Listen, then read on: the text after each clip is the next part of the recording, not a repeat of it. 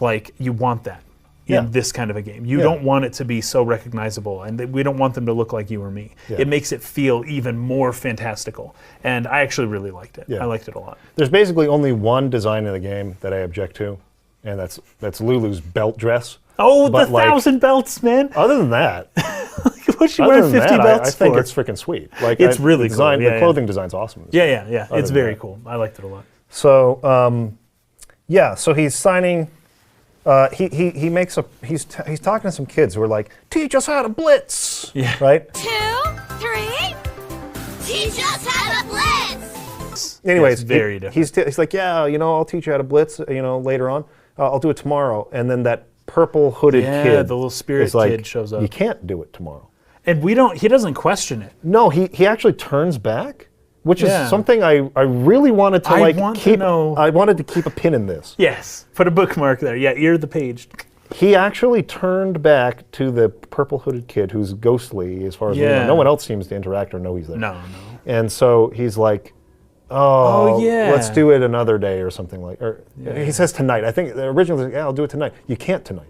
Yeah, you can't tonight. I'll do it tomorrow or something. Okay, I promise. Like, yeah. So, anyways, I thought that was really interesting. Yeah. Something very deliberate going on there with this kid with the purple hood, right? So he leaves there and he's sort of walking down. It looks like a highway for cars. It does. But I don't think it is. Well, so it looks like a highway for cars just on first glance. And it's like, where are all the cars? Okay. Well, no, there's little indents within the ground where a rail could go. Yeah. It seems like, hey, well, maybe it's a rail. Why is he walking on a train rail? And people are all standing on it. Yes. What's up with that? Okay, so it's probably not for trains either. Then it's just a walkway, and this is a big city. How come there's only like 5 people on this big walkway? Yeah. Well, anyways, it looks like a highway, and it's a cool design. Yeah. It's hard. I question the function and how it works. Yeah. So he looks up at a big kind of skyscraper, and there's like a poster or some kind of digital billboard thing there of Jecht. Of Jecht. We come to know the red bandana. This is Titus's father, up on a big screen. And he looks up at it, and you can tell he has resentment. He does not like his dad. Sort of like walks past it. Something going on underneath there. But there's like a radio host, sort of like speaking. Because this is like the 10-year anniversary. Yes, of Jecht's disappearance. From Zanarkand. It's like, I remember where I was sitting when I heard that he wasn't going to play. And it's like a sentimental kind of memory, kind of radio host talking. I think the Michael Jordan analogy was actually really apt. Yeah. Imagine if Michael Jordan disappeared and was never heard of again during the middle of season. During the middle of his prime as a player. 1994. Yeah. Well, he kind of went to baseball for a while, but but he didn't die. But imagine instead of going to baseball, he had gone out on a ship to sea. And that ship was never found again. Never came back. And just no one knows if he's alive or dead. He's pronounced dead. They assume he's dead. But that would be heartbreaking. Huge. That would be horrible. Terrible thing. I mean, it was bad enough when Kobe Bryant died in that helicopter After he'd been retired. After he'd been retired. Yeah, because he was still young. He was still 45 or 43. Horribly shocking thing. Yeah. Right? Just wow, that just hits you. That one hit me hard. So that's my kind of player. that's kind of what's going on here. This is a 10-year anniversary, and they've memorialized him by naming the city tournament, the big blitzball tournament after him. It's the Jecht Memorial Cup tournament. That's right. Yeah. And so it's he's announcing this and sort of reminiscing about Jecht's disappearance, and this is all going on radio as you're kind of walking down this path.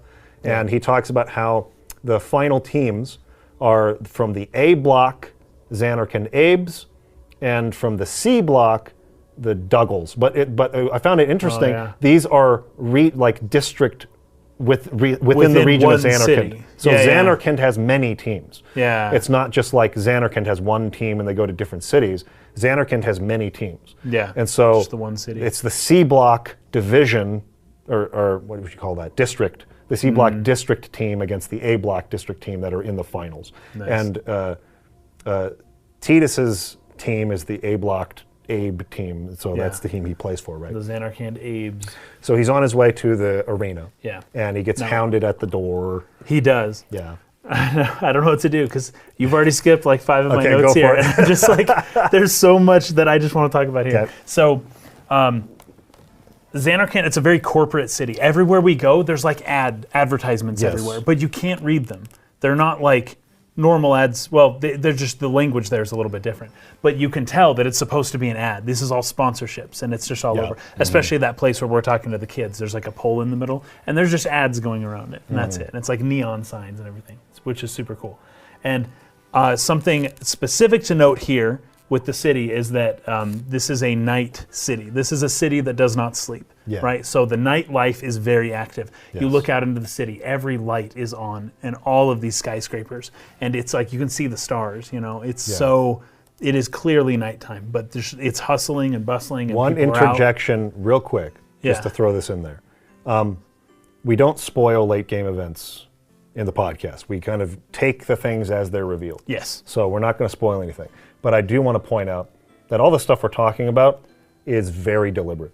Yes. Everything we're talking about listen has to this. An absolute purpose. This is not just done because, oh, that design is cool. Yes. Or, oh, having the city be a nighttime city looks cool from a distance in the skyline. The fact that the city is having district teams playing against each other, you know, all these things I'm pointing out to you, I'm not just saying it. They don't just have that in the radio show for no reason. Right. Like, all of these things are breadcrumb setups to things later in the game. It may sound trivial as we talk about it, but it's not. We're pointing this out for a reason. Yes. So this is a nightlife city and all that stuff, right? You don't really know what it looks like during the day. Here's another interesting note about the city. You cannot see the ground. Because you're always on archways that are up. You're always up high. There's buildings. You look out into the distance, just buildings, buildings. Do you see a mountain anywhere? Do you see anything? Do you see grass? Do you see dirt? You do not see the earth. You see water and metal. That's about it, right? So it is just pure. It is high industry to the point of kind of separating from the earth. The people are separate from the earth, like quite a bit. You know, there's some symbolism there too. Zanarkand, by the way, is based on a city in Uzbekistan called Samarkand. Do you know this, Samarkand? No. Samarkand is, first off, there's the name, right? Which is like, hey, could be coincidence. But then you look at the way the buildings look in Samarkand in Uzbekistan. They're cylindrical buildings with dome tops. And not only that, but as they go into this arena that you just mentioned, where Titus is just mobbed by people, just swarmed, you know, dozens of people, and he can't even get through. You know, he's got to push through the crowd to get in there.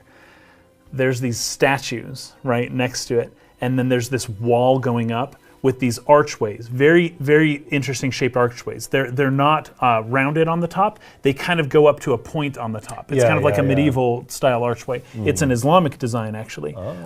And it is in the city of Uzbekistan. And it's specifically how some of the temple work and some of the... This is an old city. By the way, so Samarkand is one of the oldest cities in Asia.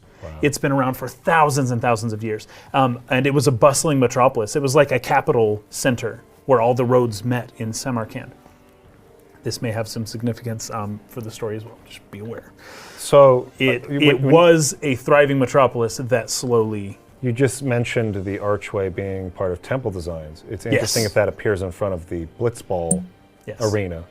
Because it's almost like Blitzball is their religion. So remember this, and I have a whole paragraph on this, but you know the kids when we're leaving and it's like, hey, see you later, we'll see you at the game, the kids do that, the sign, right? And then they bow. And as you play through the game, you realize that symbol became a religious symbol later. But it is important to note the similarities just in general between sports and religion. Extremely. I was talking to my dad about this the other day. Think about what you do. A sports arena is a temple. It is a temple where everyone goes to worship the gods, right? And it's a battle of the gods. You've got the Phoenix Suns, the sun god, right? Playing against the Sacramento Kings, the god of the kings. I don't know, it doesn't matter. And the gods are going to clash via their priests that officiate, you know, within the rules on the court.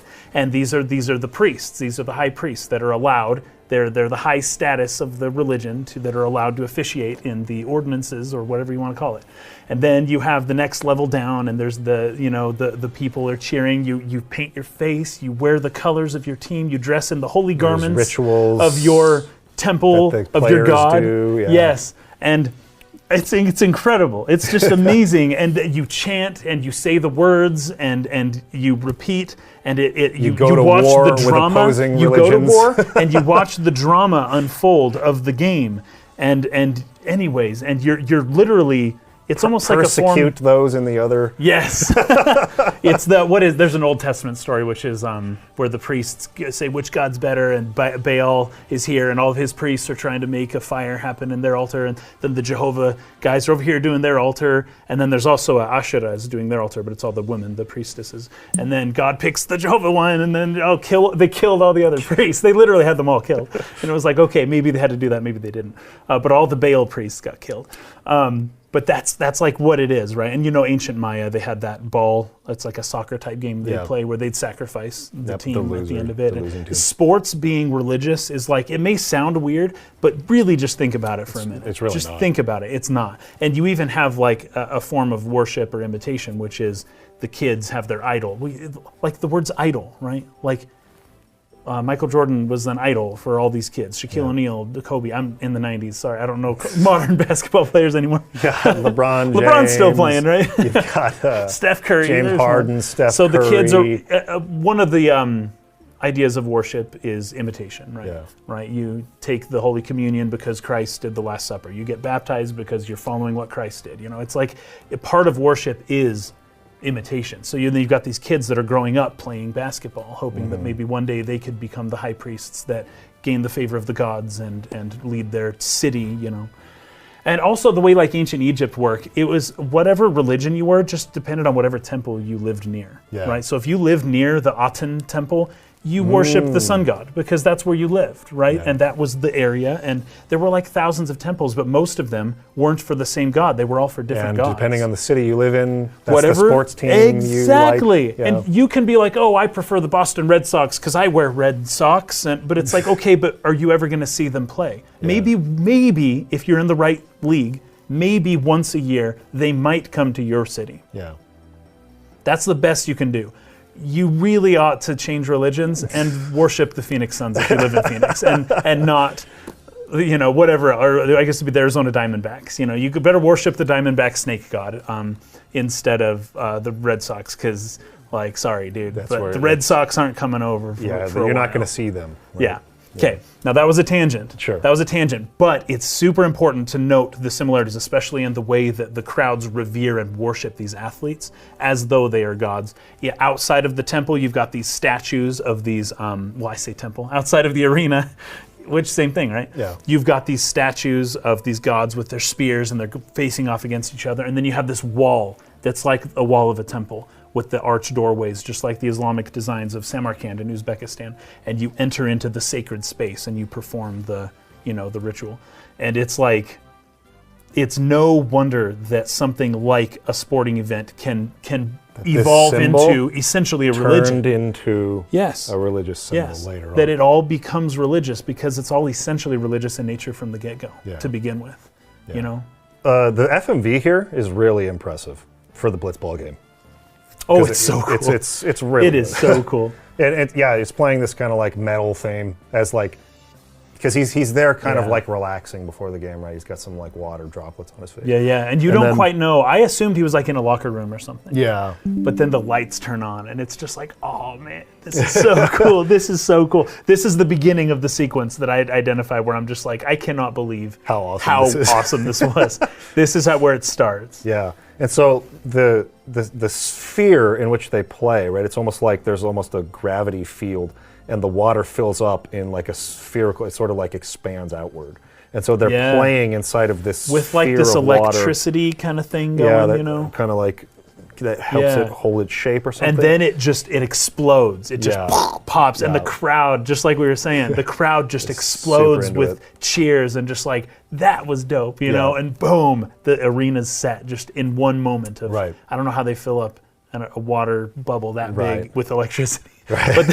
But they did it, and it was just like, yeah, Yeah. so cool. So they're playing blitzball, and as this game is going, you see Aaron standing on like a high precipice, and it's expectantly. It's as if he knows what's coming. Yep. He's expecting it, and he points at it as Sin, we'll just call it aquatic monster, begins approaching. With this Aaron? tidal wave. It's like is he like lit- coming it's- off he in the distance, puts his and he's hand just up, yeah. pointing at it as Aaron? it's coming towards him. Yeah. Yeah. And so Is it's that like- what he's doing? Yeah. I thought he was like doing a gesture like Yeah, this. so it's not like he's Okay. summoning it, Right. but he's pointing Yeah. it out as Fair if enough. like, Good- I good. see you, you're on the way. Good distinction. And he seems to know it's coming, and he's almost nonchalant as he walks through the city while everyone's panicking. Yeah, as he walks in that puddle, and then the droplets start Yeah, going start up, floating up. and it's like, Yep. this is where it just starts getting crazy. Like, what am I watching?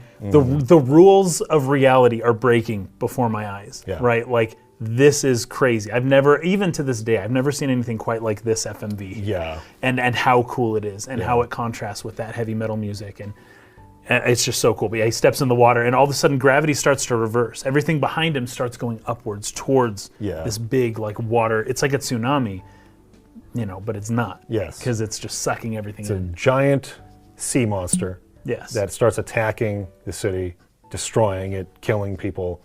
Buildings are falling apart, and in the middle of this blitzball game. So like Yeah, the the mechanism excitement. sort of like breaks down, and Titus has to like grab onto something because the water sort of like Well, the Sin shoots out these like missiles going towards. Yeah. So Titus jumps out of the water, does this sick backflip. He's about to kick the ball. It's going to be the coolest thing you've ever seen. But he sees all of a sudden these missiles coming right towards him, and everything just. I Like, actually the think whole arena gets this broken. is the move he does later when he's in Spira and The he sees spinning one? where he comes out of the water and Oh, he flips yes, and kicks the it's that ball one, it's and, that and one. he impresses Waka with the. Yes. It's the same move. I It's think. because he hits it with his head, and then he kicks Flips. it. And Does then a he bicycle kick. sees in slow motion Sin Yeah. starting. And he's like, "Oh my goodness, what is this?" Yes. And just boom. You can almost see it blows reflecting away. in his eyes. Yeah. One interesting note about Blitzball is that it was inspired by pod racing. So, connect those two dots however you want to. But also in 2000 or 2002, the World Cup, the FIFA World Cup, I think, was held in Japan.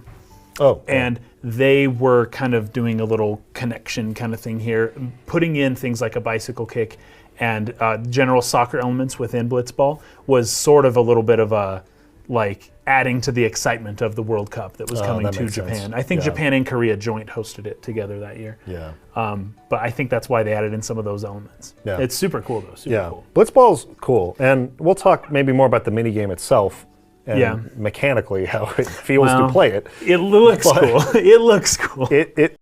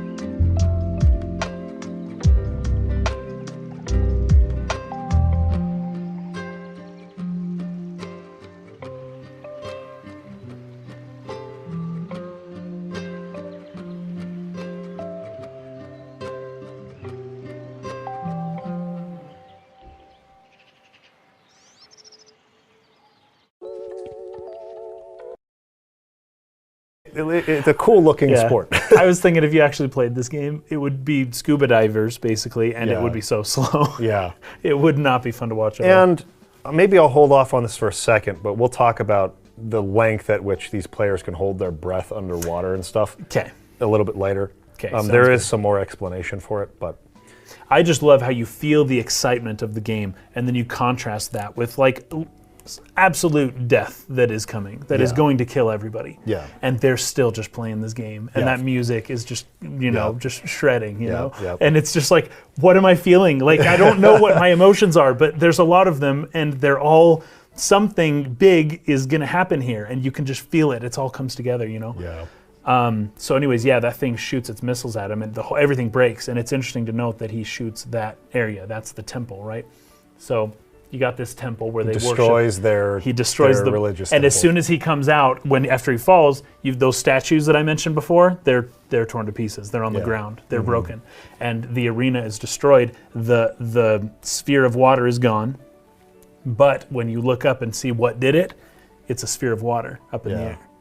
So it's almost as if God has turned himself into the god that they had. They were worshiping this god of their sport, and then this jealous god shows up and destroys their temple in the image of their god, basically. And well, I know they didn't worship the arena specifically, but I think there's something there, And it destroys their temple.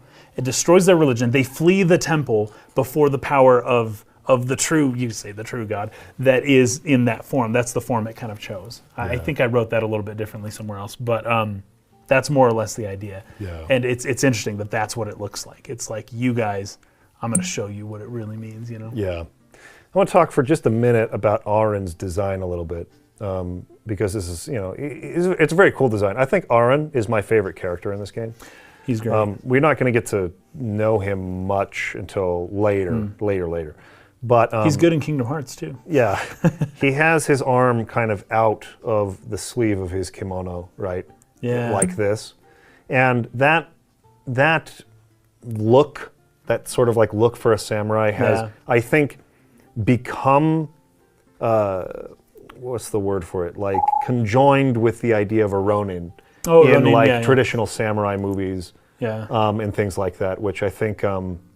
Kurosawa really helped to establish. So the idea of they got the jug of the sake, and they got the arm out, almost like it's in a sling, but it's outside of their outside of the sleeve or whatever. And so what I had heard in the past and kind of doubted if it was actually true was that Ronin who are masterless samurai, so samurai whose masters have died or were betrayed somehow, or they no longer decommissioned soldiers. Someone that they serve right now. They're like a wandering samurai. They do their own thing. That they would do this as some sort of sign of shame that they don't have a master or something. That's what I had heard all the times I had researched Aaron's design. Interesting. And it's like, that sounds so bogus to me. Yeah. That can't be right. No, Japan, a culture that's obsessed with no shame and honor. They don't just show their shame on purpose like that. Yeah, that doesn't sound right. I started looking into this, where did this come from, right? Yojimbo was one of the Kurosawa films in particular where they had a character with the arm outside like that all the time, right? And so there were some interesting answers here. This comes from a Jesuit missionary, Louis Froy, who was basically saying that the Japanese people, men and women both, didn't like to feel restricted, so they would kind of put their arms back into their kimonos and not have them in the sleeves like that, either to bundle up when it was cold. I've seen that when they're cold. Things like that. So that there's accounts of this sort of thing as being a thing of their culture. So that was the first thing I kind of came across, was maybe this is kind of where this idea of not putting your arms into sleeves might have come from. But there are actually images of samurai who are doing this. So nice, that's cool. There's an image here, in the 1800s, end of the Edo period, basically, of Sakamoto Ryoma, who is doing that. His left arm appears to be held inside the kimono, out of the sleeve like this. It's an iconic image from the end of the Edo period. He was a famous samurai and sometimes a Ronin who affected this style. So it seems like it was something, basically, I won't get too much into this because I don't want to get bogged down on it. But as I was looking into this, what this appears to be, because there's even like art and things where it shows them doing this, right? There on that side of the sleeve from that time period, like art, it's like depicted in their art and things from the Edo period. What it seems to be is that it has a basis for something that people did that we might not completely understand contextually to the society of the time. But in the similar way to where knee-high leather cowboy boots with giant metal spurs on them and a 6 at your side became the image of a cowboy that is iconic from Western films. Yes. And it's like you see that and you go, that's a cowboy. Yeah. But if you Whether actually they went dressed back in that way or time, not. they probably didn't look like that at all. Yes. Right? And this is probably a similar thing that Kurosawa films did for Ronin and samurai, was like, this is the style of Ronin we see in the old samurai movies that created an iconic image of what a Ronin looks like. Yeah. And that's sort of just like, that's instantly recognizable in Japanese culture today as being, that's a Ronin. They wear their arm like this. They have the sake bottle. Right? That's a Ronin. Yeah. In the same way that our cowboys are designed in our Western films. But it probably doesn't have much basis in fact. Yeah, probably not. So what this probably is just a way that the culture of Japan would instantly recognize Aren as he looks like a Ronin, or whatever the Spira equivalent of that would be. Yeah. And we'll learn more about that later in the story. That's funny because I mentioned wardrobe earlier and how it's like not identifiable in any way. Right. And it's interesting that they made this choice so that people would identify them, so that he wouldn't look so foreign. Yeah. He would look like something that they know what to expect from him. Right. Whereas we don't know what to expect from anyone else because I've never seen any of those clothes before in my life. I have no idea who they are. But then he shows up and it's like, all right, I kind of get this. I get it a little bit. Yeah. So anyway, just thought I'd talk about that real quick. But okay. Here's the other idea. Reality is literally dissolving while they're playing blitzball entirely unaware. Yeah. I feel like there's some deeper, they're trying to say something a little deeper about that, right? You know, the world is ending and they're just playing a game. Yeah. Oh, I forgot to do that. That's all good.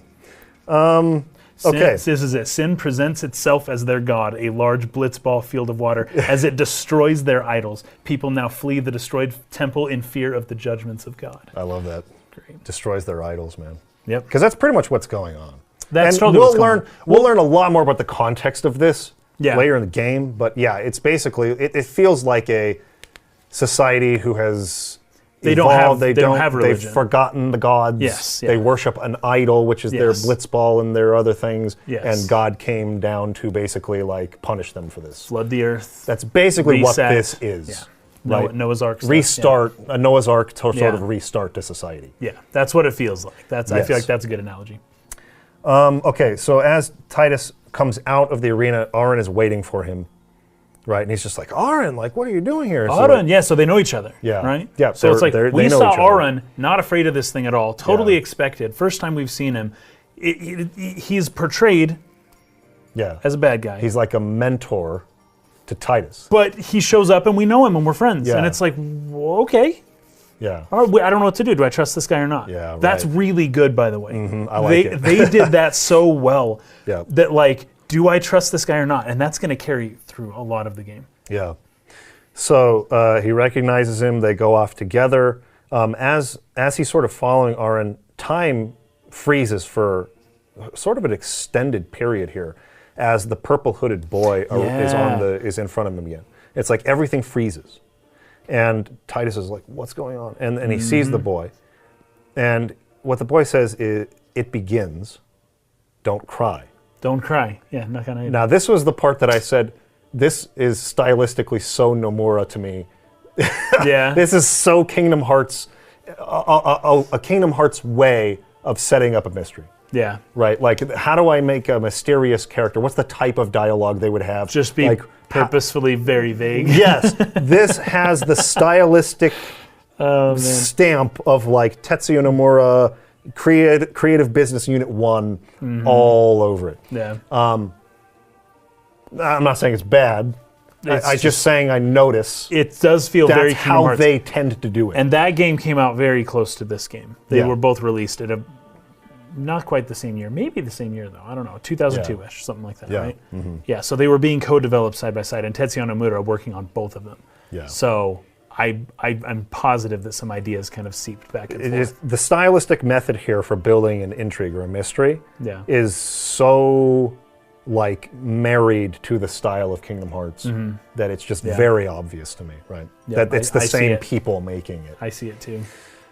So he catches up with Aaron a little bit later when time resumes, and Aaron tells him as he's looking at the monster, right? We called it Sin. So he names the monster Sin. Yeah, he knows a lot about this thing. He knows that exactly just showed up what to it kill is. everyone. He totally knew it was. Yeah. He totally expected it.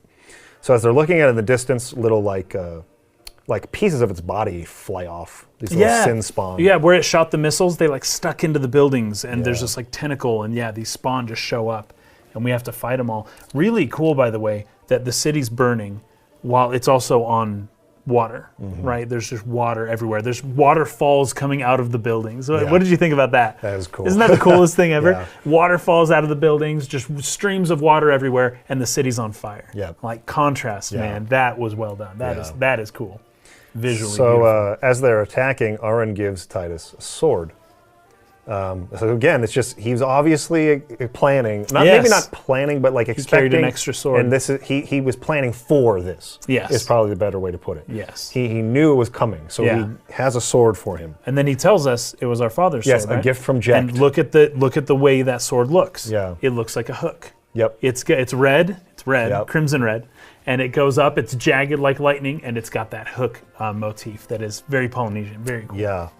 A gift from Jack. So this is directly, and because his response to that is my old man. Yeah. So this is the first time we're connecting Jack, the man who disappeared, the Michael Jordan of this society, as Titus's father. As his father. Now I didn't check the Japanese he would have used for my old man.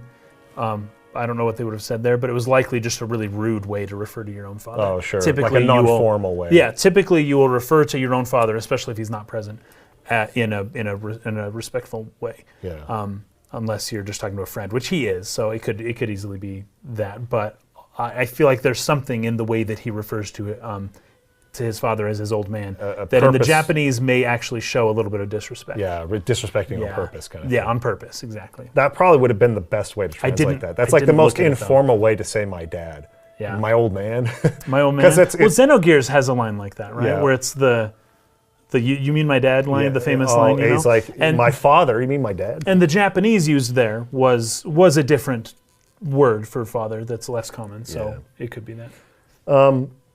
So they pass another poster, like image of Jecht in the city, and Titus, like in the middle of this destruction, takes the time to notice it and say, "What are you laughing at, old man?" He just hates his dad a lot. Yes, it's like his dad's in his head. His dad is just constantly. His dad lives rent free in his mind. Yes, rent free, just right there, taking up tons of bandwidth. Yeah. Yeah. What are you laughing at? So, anyways, you fight some more Sinspawn. They do some tutorial kind of things, and then the really cool part happens where, like, oh, real quick though, there's another round of barrage of missiles is fired from Sin and hits a building with Jecht yes, on and it falls on him. Yes. I noticed that. Yeah, and it comes now. I just love this. I love this. Right? Sin destroys the city and brings Titus's dad. Titus and his father together. Anyway, okay, so I think we're in the right place. So the kid we keep seeing has a symbol on his back. They showed it very deliberately. Yeah. It's a circle with another circle in the middle and 6 arms like waves going out. Hold on, I wrote this down here. So a circle with 6 arms pointing out like waves spiraling into the center. So that has great significance. He also has 6 golden medallions. So 3 on each side. Yeah. And then 6 arms of a wave that is spiraling. Anyways, the land we end up going to is called Spira. I can't help but think that that's some type of, just that symbol there Symbolism almost kind of tells you what's happening just in an icon, you know, in a way that it's just there. It's off to the side. You wouldn't even really pay attention. I sure didn't when I first played this game. But looking at it now, I'm like, that is, that's actually very interesting for, you know, the way the whole game kind of plays out. Yeah, definitely. So the kind of roadway that they're on, the walkway they're on, kind of breaks apart and it starts to be like raised up into the sky. This shot is so cool too. I know. Towards like an opening that's like happening in the sky where Sin's body is floating up there, right? And Just this sort is of like where an opening. everything is going just haywire. Yeah. It is absolute madness. Everything, the reversal of gravity is in like full effect. Everything is just moving upwards, which is fascinating because the town is being destroyed by being elevated, right? That's unusual. That's very uncommon. Yeah. And I just have too many notes here. I'm just gonna have to read. just bear with me for a few minutes here. Now I say, what is happening? So most of this, okay, I'm talking about the clashing and the dissonant music, and it just very emotional. Most of this is confusion and wonder. That's the emotions that I'm feeling. Yeah, the music is not Confusion like and wonder. The music is not dark or like dangerous sounding. It's almost like At that point, mystical and very like much so. mysterious. That and- thing is calling to us. Yes.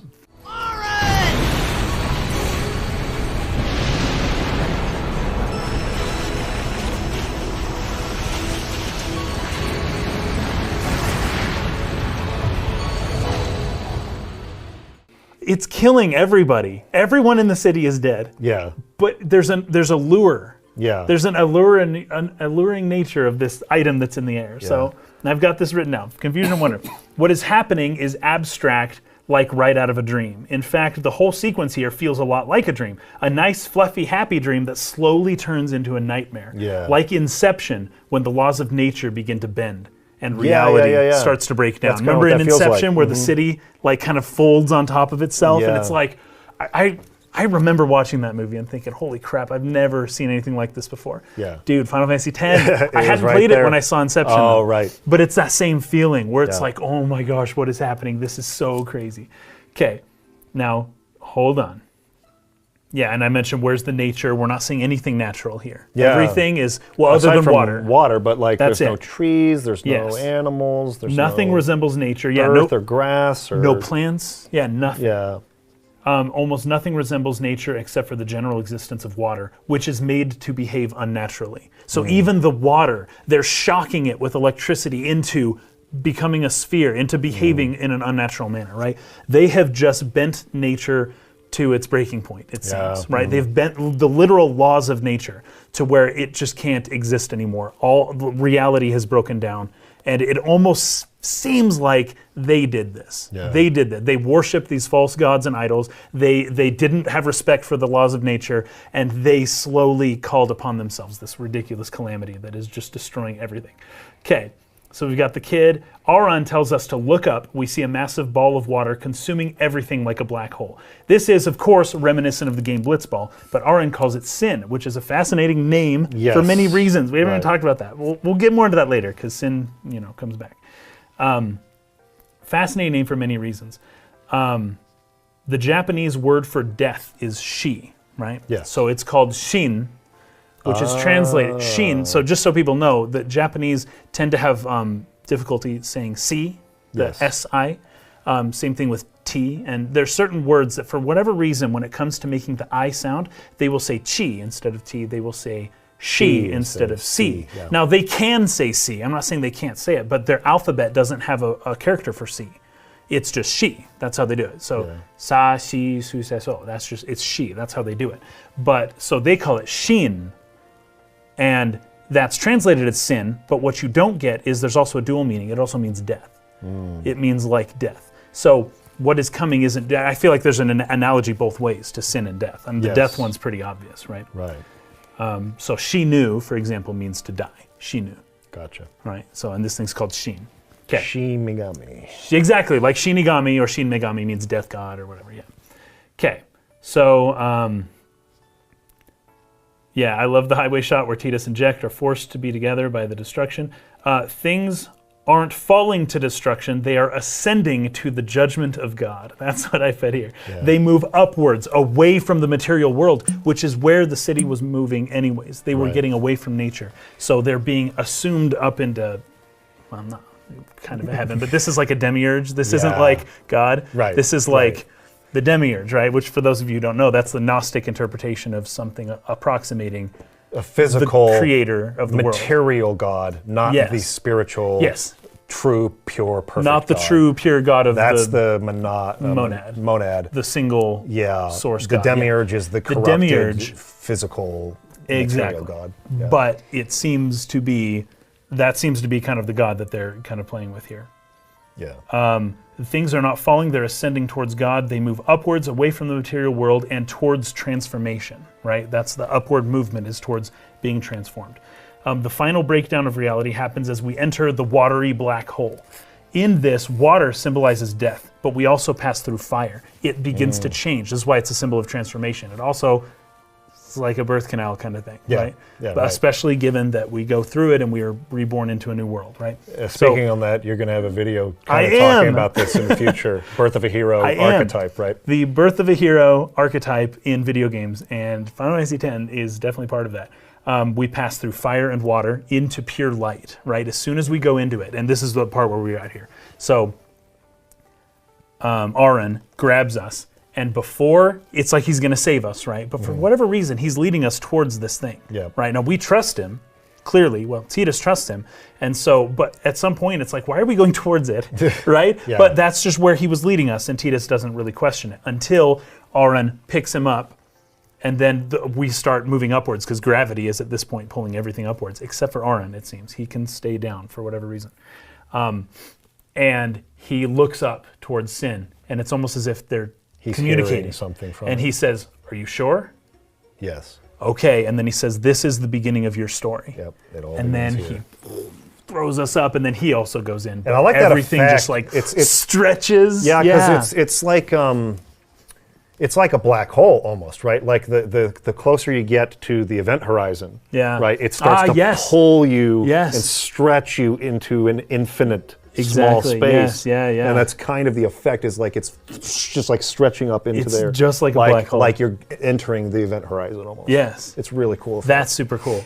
And it's like the thing morphs too, because it's water, but as soon as we get close to it, it turns into like a fleshy looking thing with this hole in the middle, right? That resembles something of like a birth canal. But then as we get even closer to it, it turns into fire. And we're literally going into fire, and then it goes from that into pure light. So you have something like a transition and a transformation from water to flesh to fire to light, right? And it just like moves us up, straight up into, well, who knows where. But that's the idea. It's transformation, and it's like a birthing sequence, and it's freaking crazy. It's really I intense. never thought about it this way, but this is totally an isekai story. Oh yeah, it is. It's 100%. He got isekai. He got isekai'd, but to his own world again. In a different way, you know. But yeah, it's like it is isekai, but it's also like a weird take on isekai. This was probably the first isekai I actually remember seeing in my life. I had never heard of that term before. Wow. But anyway, I had just never thought of it that way, but it's totally an isekai story. But before you actually get to Spira, there's the one we got to talk about this sort of transitional sequence here, and it starts at he's like swimming, but he's swimming in the air, and he's looking out at the symbol, his like father's symbol. Yes, the burning in the distance on fire. The Xanarkand it's burning. And again, he identifies that symbol as a eject symbol by saying "my old man" again, or like "old man" or something. And he's like looking at it. Don't we hear a voice that's not his voice as well, saying something? I swear we heard. Yes, I vaguely remember that. What the we heard? He says a thing. Hold on, let me pull it up. I can't remember what it is. So in the Japanese version of the game, not apparently finding out now, not in the English version, but in the Japanese version, as soon as we get, well, before we get isekai'd completely, but as soon as we get into the black hole to begin with, there's an older voice that shouts "Oi, oi," which is translated as "Hey, hey." But it seems to be an older voice. Yes. And that is not in the English, it seems. It's only in the Japanese. Now that's crazy. So in the Japanese, there's somebody that shouts our name, and then Tidus says, "My old man," right after that. Right. But Tidus is looking at this symbol, the Xanarkand symbol. But before that, only in the Japanese version, it seems, that somebody shouts to him before, while the screen is pure white. Yes. Yeah. That's really interesting. I need to look into exactly who that is, so we're going to get back to everyone on that. Yeah. Because I don't know.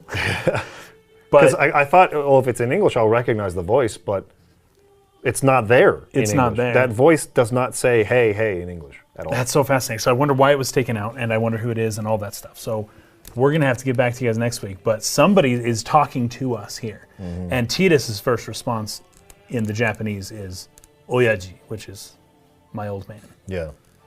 So Okay. Well, something to look into there. yeah, fascinating. But yeah, he's looking at the symbol, the burning symbol in the distance. He says, "My old man." So Yep. it connects that symbol to Jecht.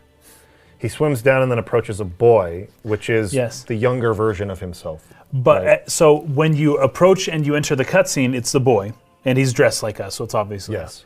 But before you enter the cutscene, you see it's a woman. It's not a boy. Oh, really? And it's like his mother. Oh, Now let me real quick. That I didn't know. Yeah. I thought it was just the boy. No, it is in the cutscene, but if you just look, here, watch this. It looks like Orin to me. Ah. Like a You're right. I thought it was visage. a woman, but I'm looking at this, and I think you're right. I think it's Orin. I think it's a ghostly visage of Orin. I thought, no, because there's a kid next to him. I thought that this was a woman and a kid standing next to the woman. That's really way... hard to No, tell. look, this one, you can see it a lot better. Oh, that is better. It's clearer.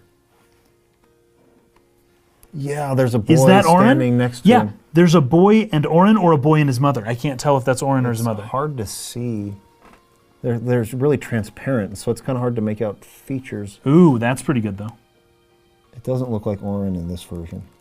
No. In this video. It's like a red dress. That's Jecht. I'm seeing it now. He's got his arms folded. He's got the red bandana. Do you think that's us? Probably is Jecht. Well, I don't know, though. Is that what he wears? Because he's bare-chested. He doesn't show his shirt. That might be Jecht. I don't know. It's really hard to tell who that is. But that is Titus, the boy, there. Yeah, so boy Titus is there, but there's also someone else there. But as soon as you enter the cutscene, how did you do the back one by frame? You'd use these arrows here. Ah. I mean, he is folding his arms. That's like Jecht's pose, but it doesn't look like his clothing. And that's definitely the kid. It's hard to see because he's so transparent. It's really hard to tell. It's not just young Titus, that's for sure. That's the one thing I know. It's not just young Titus. You're right. So there's someone else standing there, but then once when the camera cuts to a close-up on Titus there, and it's just the boy is left then it's over. just the boy. So I wonder if there was a decision made at some point to say, oh, it's just the kid, but there was a mismatch, or if we were supposed to see both figures there. I don't know. Maybe. But the narration from Titus here is, I thought about a lot of things, like where I was and what I'd gotten myself into. I started to feel lightheaded and then sleepy. I think I had a dream of being alone. I wanted anyone beside me, so I didn't have to feel alone anymore. Again, very deliberate. Very deliberate. This is choice. what my note here was, well, I probably wouldn't even say it, but it's, just remember that stuff. Remember all of this stuff, if you can. So that Played this game twice, that's the real thing. That concludes the introduction sequence. And I think it is possibly like one of the greatest hooks in the series. It's unbelievably exceptionally well. It's like impossibly good. Directed and executed and really interesting visually, and the music is great, and it's loaded with hints and foreshadowing. Everything is deliberate. Everything is done for a purpose. It's symbolic. It all means stuff. It's crazy how good it is. You have to play this game twice. Like, you have to. If you haven't played it in a while, play it again. Yeah. And really just pay attention to that opening cutscene, and you will feel your heart beats per minute just double. By the end of it, you'll just be like, what is going on? I've played this game before, but this has new meaning now. It's just so cool, so well done. Yeah. So honestly, I think that's probably a good place to leave off. I think so. For this episode. Then we'll see you guys in Spira. Yeah. I think that we can probably move a little quicker through the next scenes. I think we will. There was just so much in just a lot there. There was just so much. So I know that I said last time to play up to the point of Kilika Temple. Well, this time for sure play Kilika Temple. This time for sure we'll get there next time. I think we'll get there. So that's the plan, right? So as of right now, this is my favorite game ever made. We'll see where it goes from here. Continues. Thanks for joining us, everybody. Yeah. We're excited to read your comments. Of course, chime in with anything that you guys know about development history or some of the answers. A couple of things we were a little confused on, like who is that figure standing next to Titus there? Who's the figure? Who's the voice? Who's the voice in Japanese speaking, saying hey, hey to him as he's going into the white? I mean, we have ideas of who these people are, but it's like not perfectly sure. Yeah, exactly. Anyways, it's a book club, video game book club, so yes, we read the comments. Contribute. We read the comments. Yeah. Appreciate you guys. We'll see you again next week in Spira, and peace out. Till then.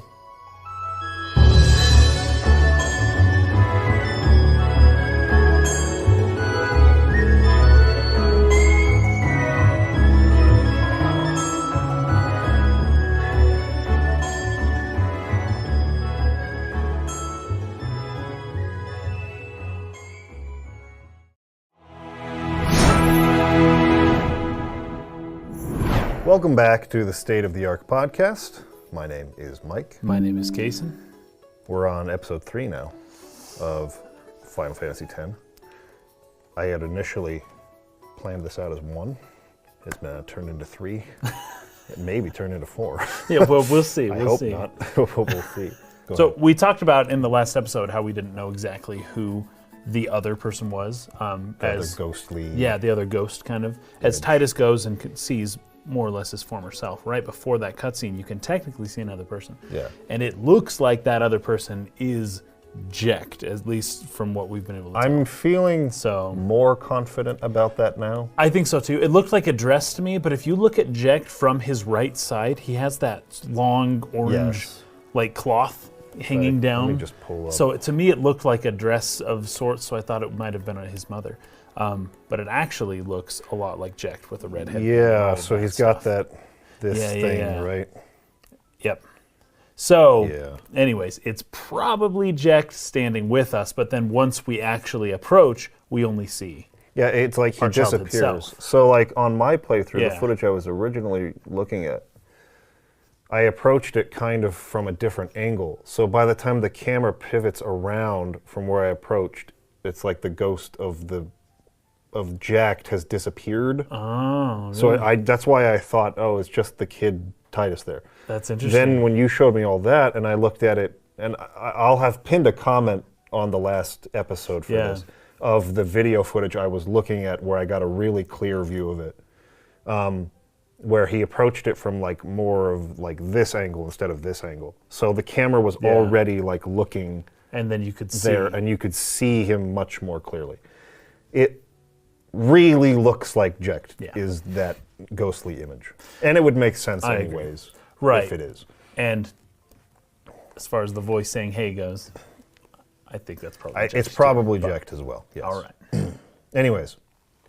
And then he says something. He's got like a little monologue after that point where he says, I feel like he doesn't want to be alone. I was alone and wanted somebody to be with me and all of that stuff. And then he kind of just passes out. Yeah. And then we wake up in the middle of who freaking knows where. Ruins. Yeah. Out like in the water.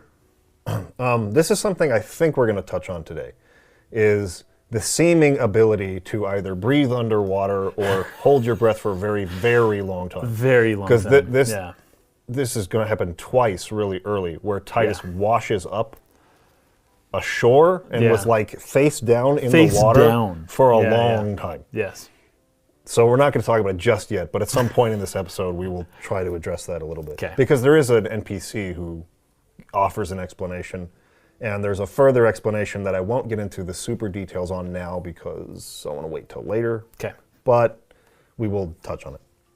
The point is he can hold his breath for a very long time. An extremely long time. A very long time. Titus and all Blitzball players really are able to do this. It's like a training thing. They also can swim faster than a shark, basically. Yeah, they can swim really fast. They are extremely fast. So they're just really good at what they do. Yeah. The music right here, as you kind of come to and you're in this strange new world, and there's sort of like a chant, like Gregorian chant kind of going along, and that's the music that you're hearing. It's this like, choir type thing, but it's really cool. Yeah. I think it's really cool. It's got a very medieval sound, a pretty Western sound, although I think they're technically saying Japanese words, or just some made up words. I don't know. Yeah. But it's really cool. I really like the music, and it's just a ruined world that's been flooded. Mm-hmm. Yeah, and so he swims kind of into this temple structure. Yes. He's like crossing a bridge, but he falls through there back into some water again, gets attacked by some monsters. He's super upset. He makes a fire, right? Oh, yeah, he gets away from that monster. That's the one where he's about to eat him, and he just like flies through him. And then that's when he says, I made it out of the frying pan and into the freezer. I thought I was going to die in this place. So it's like really cold. Yes, it was cold. In this place. And he doesn't say that in Japanese, though. I actually took note of this in particular. Oh, because there's probably a different... No, it's not even an idiom. It's a completely different text, which is why, because there will often be differences here. I'm not going to note all of them. Yeah. This one's interesting, though, and, I'll probably just read it, and then we'll just move on.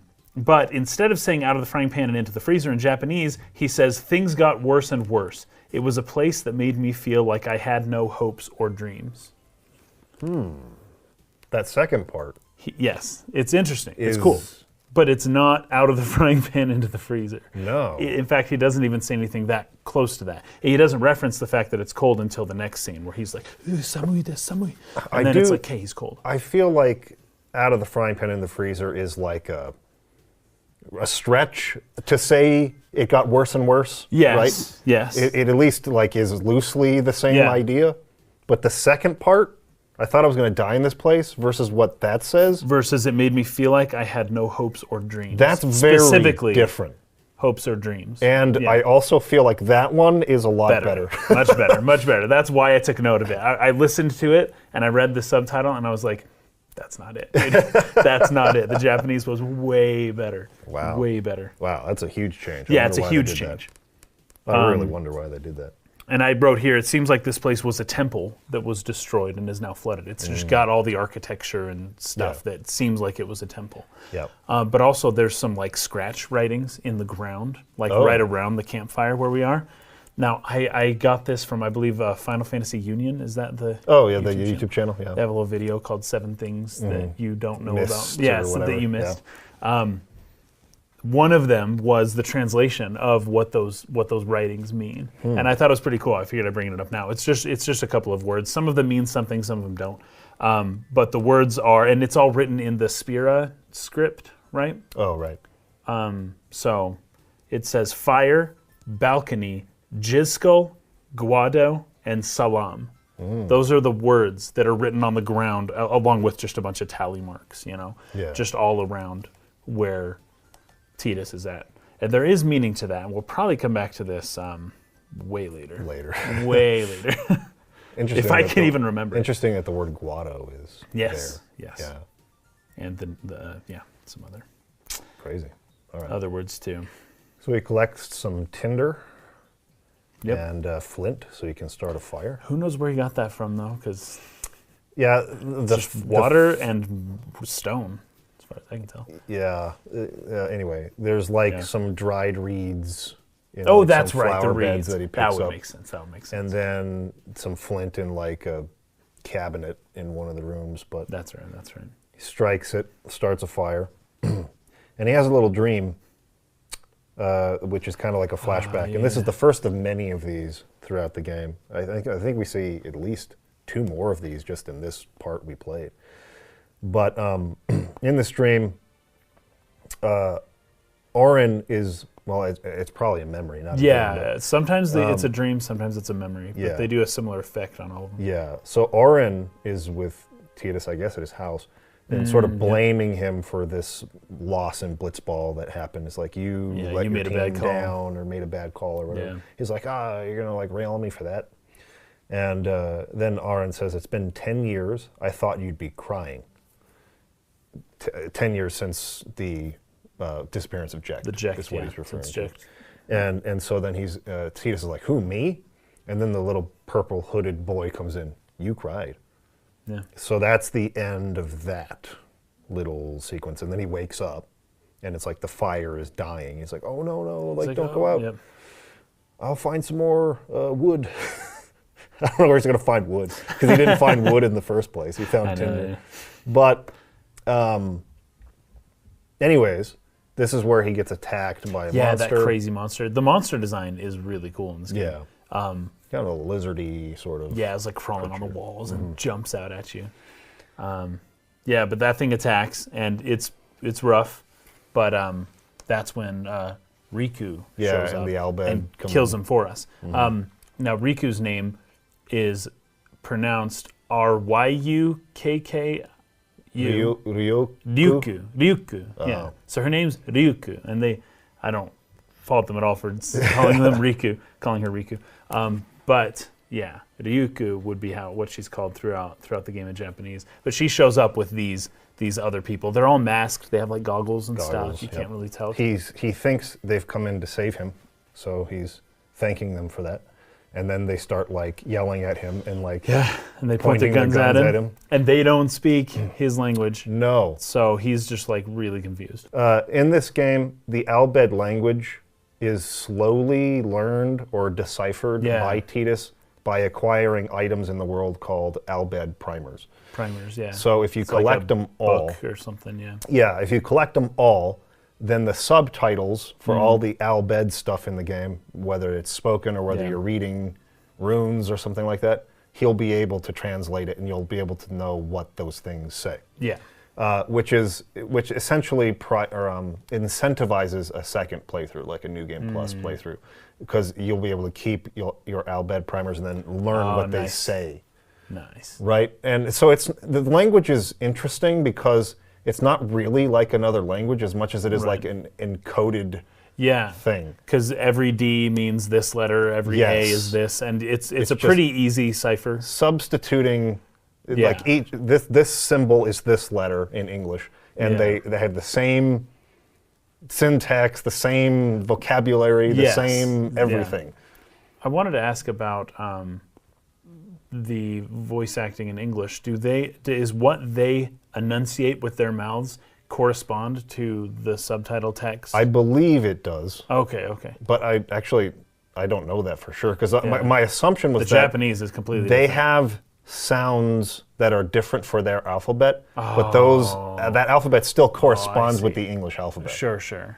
But it's like, let's say like the letter D, right, has their symbol for that in the written encryption, but they have a different sound for their letter. Right, okay. That's the way I thought it worked. That's a good way of imagining it. That makes sense. So anyways, Tidus does not understand this. And I really liked this too, because 1,000-year time skip, as we're about to find out, is what happened, right? Yeah. The languages would be very different.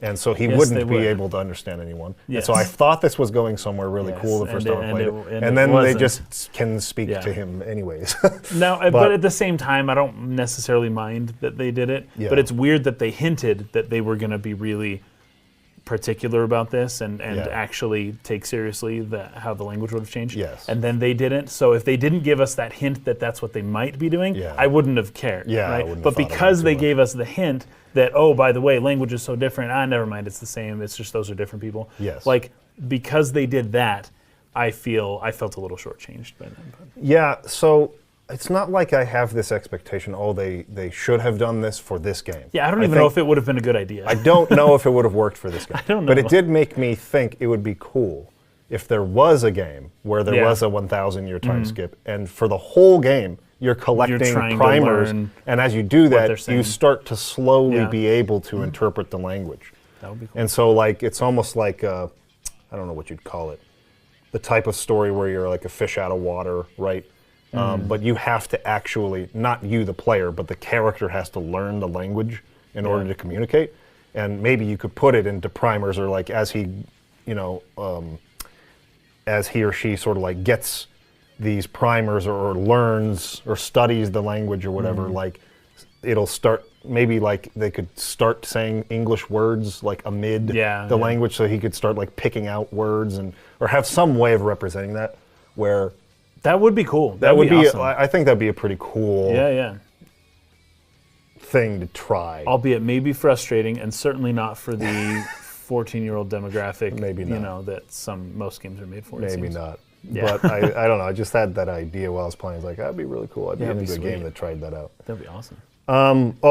but during that sequence, there's a couple of really cool shots where they have a pretty wide-angle lens, but they're really close on Titus's face looking over his shoulder. So like Titus takes up maybe like the right third of the screen. Oh yeah. But the camera's like right in his face. Oh yeah. And it's a wide angle, so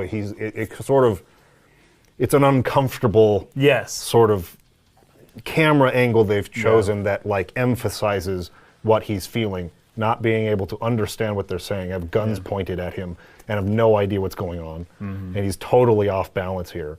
And so like this camera is pointed at the Al Bhed as he's talking, but Titus's face with a wide angle lens close to the camera, it warps your face, right? So he looks like really uncomfortable. And so I thought that there's some nice choices for camera angles there. Absolutely. I really like that. Okay, so then he wakes up on the ship. Yeah. There's some more Al Bhed here. None of this is like, I don't even want to say spoilery, because even the stuff we talked about there, it's not enough to really spoil the game. No. It's just like if you don't know what they're talking about, you won't really understand it anyways. But here, it's just really simple stuff. So sit, captive. And he says, hey, that hurts. And he says, no moving here. Whoa, okay, says Titus. And then they say, search him. And then he tries, the Al Bhed leader, or I don't know if he's their leader, but at least leading these people. I think Riku probably is, but anyways, I think this character is Brother, if I'm not mistaken. That's the name of the character. I think he's the one who's doing this. But he starts doing all these like gestures to try to communicate to him. It's funny too. It's really funny. He's trying to tell him, like, you're going to dive, you're going to swim down there, and you're going to like excavate for us, right? But he's like trying to use gestures to communicate it. Yeah, it's funny. And so Titus is just like, right, whatever. I don't know what you're talking about. Yeah.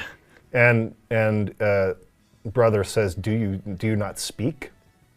He tries some more hand gestures. And then I thought that was a really weird thing to say, though, because he literally spoke to you. He said, "Right, whatever," and then he says, "Do you not speak?" Oh, and then he goes, and he says, "I don't understand," or I said, "I don't understand." So he's obviously speaking. He's just speaking a different language. But that may be a culture thing where to speak means to speak the language, or something like that. But also, it's the same language that everyone else in the world speaks. You're right. And his sister speaks this language. Yeah. Sorry, Riku speaks this language. So anyways, whatever. He says insolence, and then Riku says wait, and she starts speaking in English at this point. Yes. He said you can stay if you make yourself useful. And you understand me? So Titus is like, whoa. They smack him. He's like, all right, I'll work. So what she says then is, we found some ancient ruins right beneath us. It's not active now, but there should be still be some power left. We're going to go down there and activate it, and then we should be able to salvage the big prize. So the Al Bhed are going around salvaging ancient ruins, technology, that sort of thing. And so they've found something here at this spot in the ocean, and they want to swim down there and activate it, they're saying, and check it out. So she and Titus swim way down there. Yeah. So, by the way, how is her voice acting in English? This is the type of character typically in anime that you expect to be imitating that like overly high-pitched and cutesy Japanese. In Japanese, that's exactly in English, she doesn't go overboard with it, which I like. That's good. Yeah. She sounds like she's about 10 years old. Yeah. In the Japanese. Yeah. It's, I don't know. It's a little grating sometimes. Well, particularly with some of the shot selection they choose for their conversation after this, but yeah, we'll talk about that in a second. So let's touch on, because you swim down here and you're underwater again for like 20 minutes or something like that. So let's touch on this real quick, the holding the breath thing, because there's, like, I think a lot of people would probably dismiss this as like, just suspend your disbelief. It's a fantasy game, whatever. Sure. Like they just, whatever. Don't think too hard about it. But they actually did provide some in-universe explanation for this, and it's even enforced in like the battle system, right? Because you'll notice as you play the game, there are only 3 characters who can actually fight underwater. So Titus, Waka, and Riku are the only party members who participate in underwater battles. None of the other characters do. So Titus and Waka are blitzball players. Yes. And Riku does these excavations all the time. Right. She's probably down, holding her breath underwater for long periods, doing these excavations with the Albet. So that's kind of interesting. So part of it is training, obviously.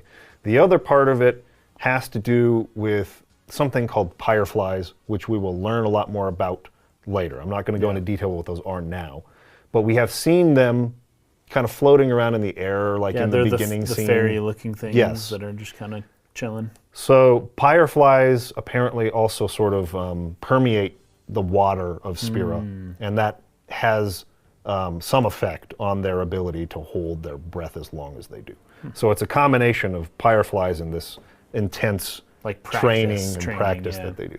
Because normal people in Spira who have not done that training cannot hold their breath like this. Okay. So yeah, it's just blitzball players / Albed who dive underwater all the time. Yeah.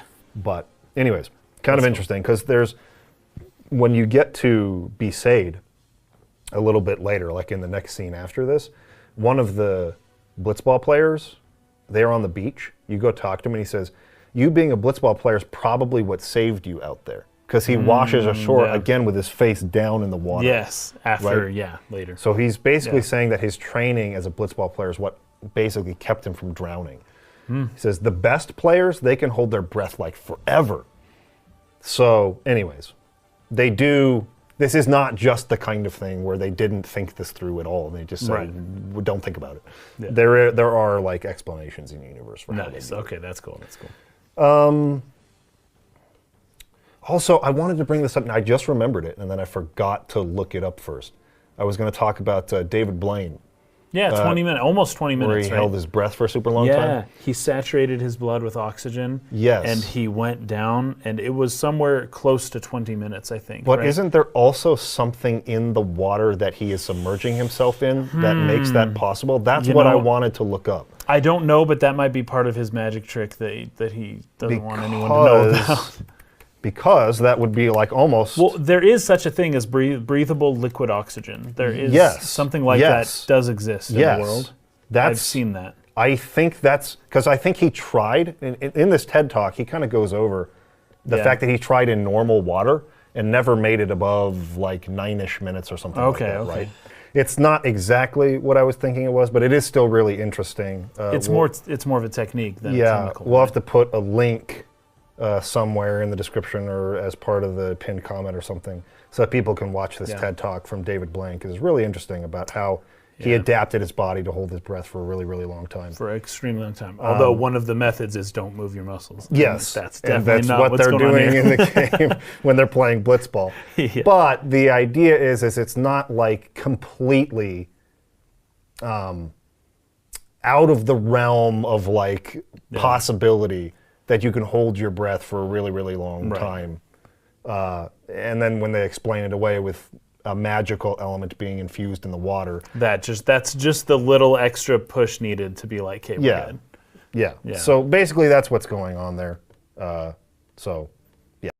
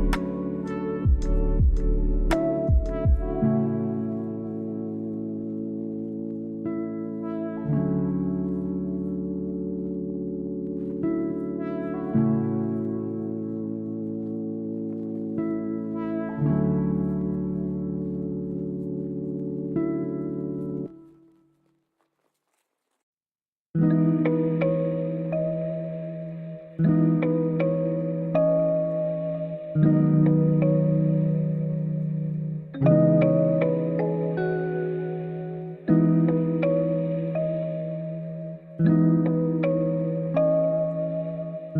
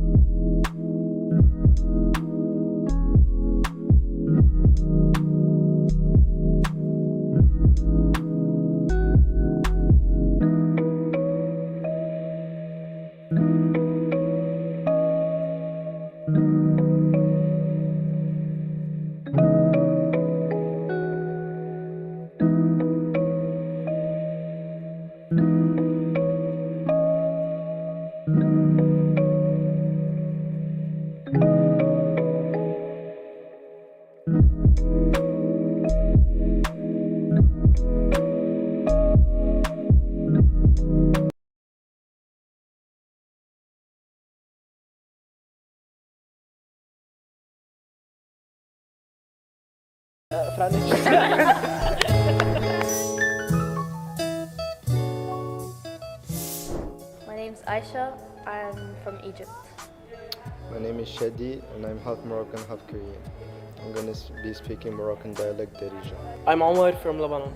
I'm Noura from Palestine. I'm Hajar. I'm Qatari Moroccan and I'll be speaking the Qatari dialect. أنا صحيت النهاردة بدري جدا. أنا فقت الصباح بكري بزاف. سوري أنا فقت الصباح بكري بزاف. أنا فقت الصباح بكري. Okay, I hear it now. أنا فقت اليوم كتير بكير. فقت فقت ما حدا بيضحك علي. أنا اليوم صحيت بكير. أنا اليوم قمت بدري. دولاب. ماريو. Are you serious? ماريو. ها؟ بلاكار ماريو خزانة. خزانة. كبت. جزمة. سبرديلة صباط. صباط. Why are you making fun? لا لأن هو قال اشياء قبلها حيدا. سبرديلة. اسبادغي in French. اسبادغي. سبرديلة. نحن نقول سبادرين. نحن نقول سبادرين. French colonization. Like عشوز عادي. That's good. إنه بتحكي شوز أو صرماي. جوتي. جوتي. مش عايزة حاجة. ما بغيت والو. أنت you're gonna laugh at me. No. طلع everyone كلنا we answer normally and then there's Shadi. And Omar like. لازم خلاص باي باي. كوباية شاي من فضلك. كوباية شاي من فضلك. كوباية cup of tea شاي. كوباية شاي. She gets that say laugh. Sorry, what? خلاص You're not even saying it clearly. You just want like. want me to say clearly? She gets that say لحظتك. Fine. كوباية شاي. Please. Please, yeah. يا الله, please. You know, my parents would usually be like, قومي سوي لي كوباية شاي. سوي لي شاي لو سمحت. شاي. شاي. قاعدة تنرفزيني خلاص. عصبتيني اخرسي. عم تعصبني خلص. I don't even know. Wait. You're نرفزتيني making اسكت me. خلاص. You're making me mad. نرفزتيني أو نرفزتني. خلاص. عصبتيني صافي or طلعتي لي الدم صافي. بكم شريت الشنطة؟ على كم اشتريت الشنطة؟ بقد ايه جبت الشنطة؟ اشتريتي الشنطة بكام؟ شحال شريتي داك الصاك؟ We love you Morocco. شوينغام. مسكا. علوج. It depends. You can say علكة أو البان. علكة. ماستيكا. مسكا or chewing-gum? No one comment, okay? Because Alexandrians, this is Alexandrians say mastika. But like, But what do the Cairo, normal people do? لبان. Okay, I love you. كنبغيك. بحبك. بحبك. بحبك. أحبك. حبتش. بحبك العافية. كرسي. كرسي. كرسي. socks. شراب. شراب. Yeah, شراب. قاشر. شو؟ قاشر. قش. قاشر. Okay, that's worse than what I said. Come on. شي شراب. قاشر. شراب. مش جراب. No, شراب. شراب. شراب. وهذا انت شو؟ تقاشر؟ قاشر. انت شنو؟ كلسات. كلسات. كلسات. Would you call a cat? قطة. مشا. مشة. مشا. مشا. قطة. قطة. بسينة. بسة. بسينة. بسيني. بسينة. بسيني. بسيني. Oh, like بس. بسين. بسينة. بسة. Where's my ring? سجاير. بتكون يعني اما السجاير يا اما الدخان. ايه نفس الشيء، دخان او سيجارة. سيجارة. قارو. You actually say قارو. القارو. اعطيني I الجارة. think it's Spanish, no? Yeah, it sounds Spanish. انتوا اشي سبانيش اشي انتوا French. بربري. وين العربي؟ بربري سبانش فرانش فرانش.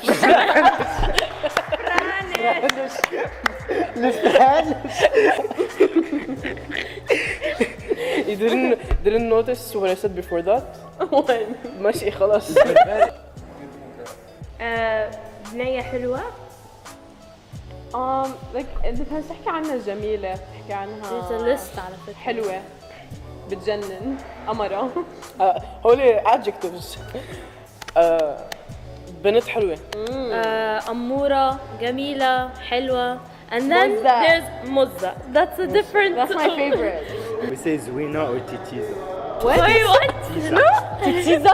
Titiza, I never Is that heard that. appropriate? تيتيزا. No, no. تخيل حدا يوقفك Depends. بالشارع يحكي لك انت No, it وحدك depends. تيتيزا. No, if you Hello, see a random Philip. person on the street and be like تيتيزا, that's inappropriate. لا ما فيش تيتيزاكات. You're welcome. Bye, adios. Have fun.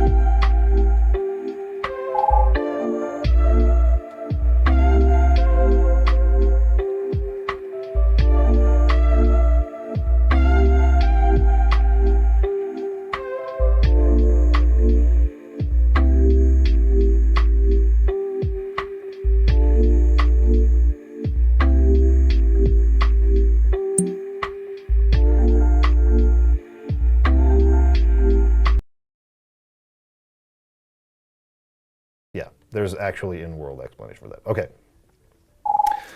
So you swim. Go ahead. Once we get into the place, though, it's the funniest thing ever. We get into this, place that they're trying to extract some resources from, right?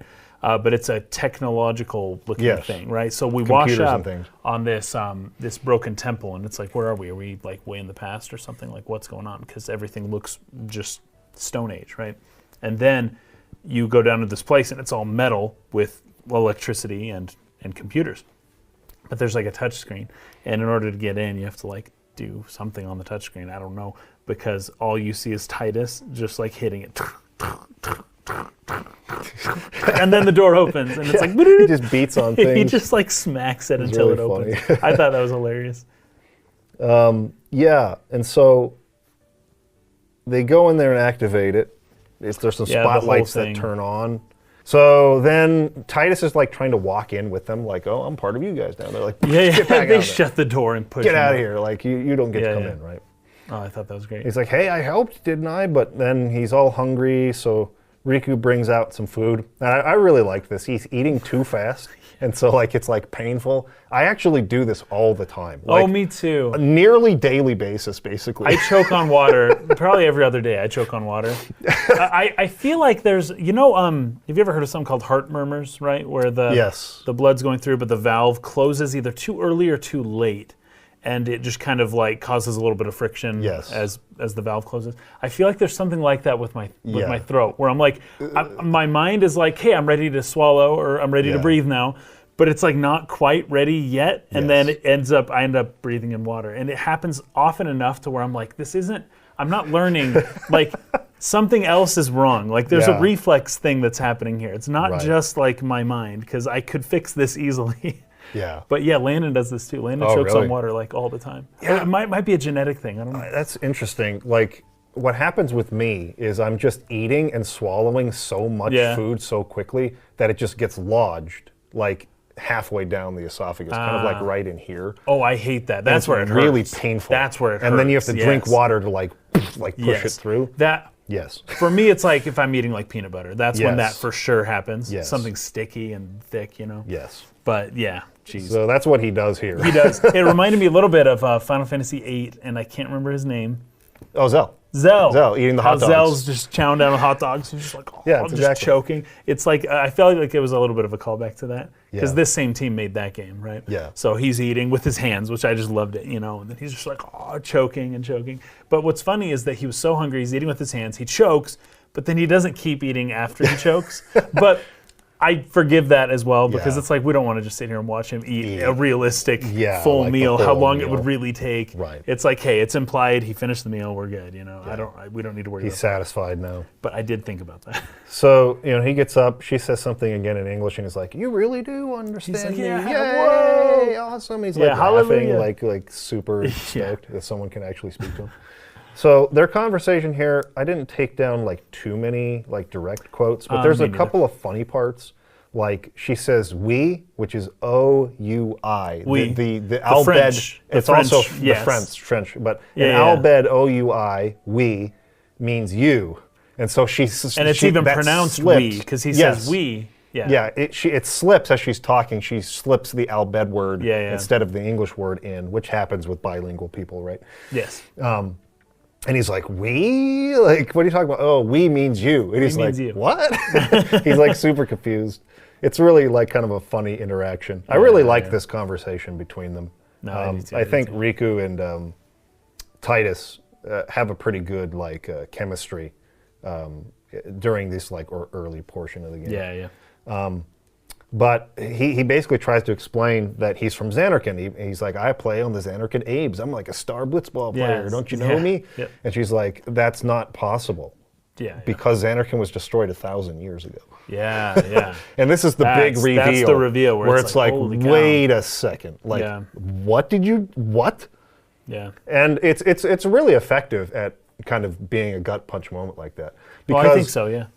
And I think we will get into this more later, much later. Whether it's believable how the culture evolved over a 1,000-year time span and the or language time and scale, all that, and blitzball being mostly the same as it was before, and things like that we'll talk about later, because I'm still having conversations about that with people and learning about that. But it's, there's something about 1,000 years that is way heavier than, say, 100 years. Sure, yeah. Let's say it would have been more believable for the development of the society to say it was 100 or 200 years. Yeah. Right? So that way things hadn't changed as much. Yeah. But that's not, because you can imagine, I feel like a person can reasonably imagine what the world 100 years might look like. Sure. That's like a very long-lived, but like the lifespan of a human being is 100 years. You can, something like that. you can assume, like, oh, I can understand 100 years, like intuitively understand 100 years. That doesn't feel like the gut punch in the same way that 1,000 years does. Yeah. I cannot imagine what the world will look like 1,000 years from now. Like, no way. It's funny, because it's like in 100 years, you can reasonably assume, I'm not making this a full prediction, we can reasonably assume that the United States of America will still be a country. amazing video game In 100 years, it will still be a country. success. 80% sure. 1,000 years? It's like that. It's like 1% that it might even still possibly be a country still. Dude. Like, it's just, everything changes so much when you put it in that long of a time frame. There's a lot of countries that existed not that long ago that no longer exist, or were changed entirely or whatever. Yeah, the boundaries, everything, I remember, is it the Holy Roman Empire that lasted all the way up to, like, hold on. Well, the Roman Empire dissolved around 375 AD or something. No, but like it continued in a way. The Byzantine and then the Roman, you're right, it did continue in a way. To 1806. I was like, what the fetch? So, but 1430 though, what is that from? Yeah, this is what I'm saying, is like, I always thought of it like it was dissolved, like it was a couple thousand years ago. Yeah, I feel like and it was. But what I'm saying is that, like, in the span of 1,000 years, there are major changes on these sorts of things. Like, who is in power? Who is like the, which country is the, what would you call it, the superpower of the world? Religions change immensely over 1,000 years. You imagine, I mean, there's still religions today that existed more than 1,000 years ago, but they're not the same. They've changed a lot. They've had to evolve with society as it evolved what it deems acceptable or moral, or as the moral compass of society shifted, the church had to kind of follow with it, or else it would no longer exist. I think the best example of that would be that Jews no longer sacrifice animals. And it's not because of some like new doctrine revealed. It's just, well, I think they say the temple was destroyed and then they just don't do it anymore. Yeah. It's like, well, that used to be like core to the religion. Right. And if you brought a Jew back from then to today and say, oh, Jews don't sacrifice anymore, they'd be like, blasphemy, you know, it would be so different to them that it would just be like very startling. And then like, now I actually am very curious about this. I wonder whether like sports sort of invented in the modern time and preserved as well as they are, documented video footage, like archived. Oh, I see. Whether those sports would preserve longer, more or less with the same rules. Probably, and things like that. Probably, maybe. Like, will the NFL more or less be the same game 1,000 years from now? I feel that's more likely than a sport from 1,000 years ago. Look at the NFL 100 years ago, though. Yeah, it's changed. It's definitely changed. And we still have video of it. So the question is, do they continue making video of it? If there's a moment where, boom, there's no more video of the NFL, which seems to be what happened here. All of a sudden, boom, no more blitzball videos. And the technology to make videos doesn't even exist anymore. Well, that's another weird thing. Then you do have to reference the old library. But now if you keep making new videos, then nobody cares about how football was 50 years ago. Yes. Because we can still see videos of how it's evolving now, and we don't care how it was. Right. But if all of a sudden all we had was what it was, then it would preserve it better, I think. Yes. That's another thing I'm still not totally, and I think we'll the technology learn this level as we continue through the game, and the details will come back to me. But there are cameras in Spira. Like they Okay. have cameras a little bit later in the playthrough. In some of the So it's like, cities. I don't really know Yeah. like What's their level at? which Yeah, parts that's- of the technology survived Yeah. this sin apocalyptic event 1,000 years ago that like changed the course of the world or not. Those details are not completely clear to me. Okay. But regardless, Blitzball would probably not look anything like would probably be quite what Titus played Yeah. in his time. Maybe a ball, a goal, and water would probably be the similarities. Yeah. And even you can look at all, like football came from rugby, which came from soccer. Yes. Right? Yes. Soccer, Right. Yes.